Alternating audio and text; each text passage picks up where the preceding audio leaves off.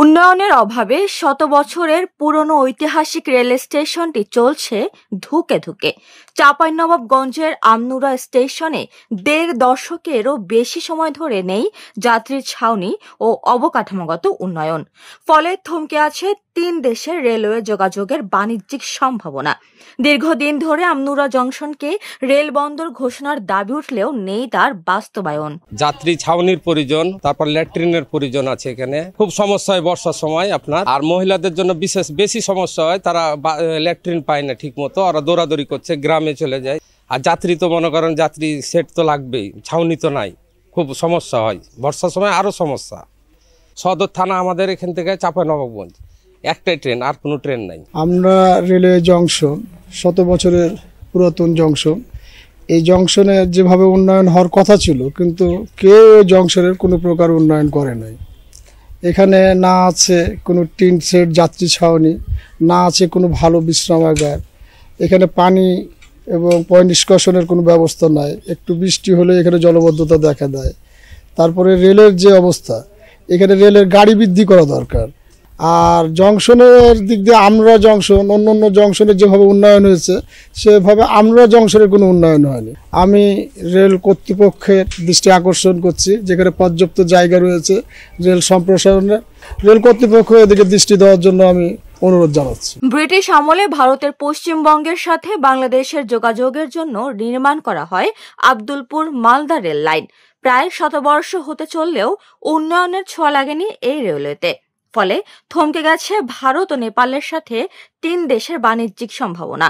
স্থানীয়দের দাবি শুধু যাত্রী সেবা নয়, আমনুরা জংশনে অবকাঠামোগত উন্নয়ন করে ৩ দেশের সাথে রেলপথে থাকা বাণিজ্যিক সম্ভাবনা কাজে লাগানোর।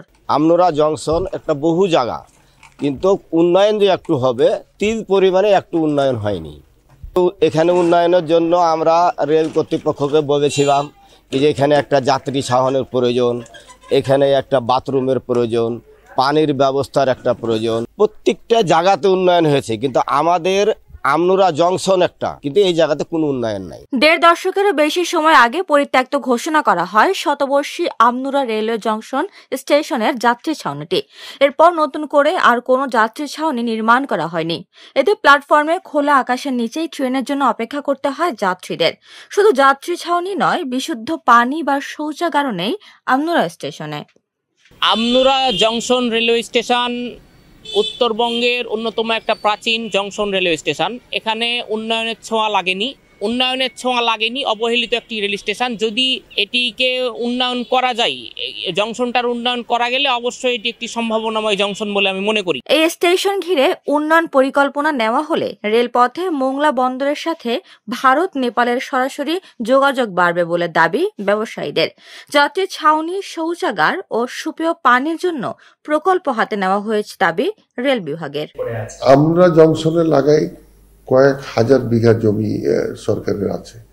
সরকার যদি এটিকে কৃষি প্রধান অঞ্চল হিসাবে মানে বেছে নেই, তাহলে এটা ফাঁকা জায়গা, সরকারি জায়গা রিকুইজিশন করে এটা ওই ইপিজেড কর্তৃপক্ষের মাধ্যমে এটাকে ঘোষণা করে এখানে ইপিজেটের অবকাঠামো নির্মাণ করলেই, এটা ২০০-৩০০ কোটি টাকা খরচ করলে একটা ইপিজেটের মানে এরিয়া করা সম্ভব।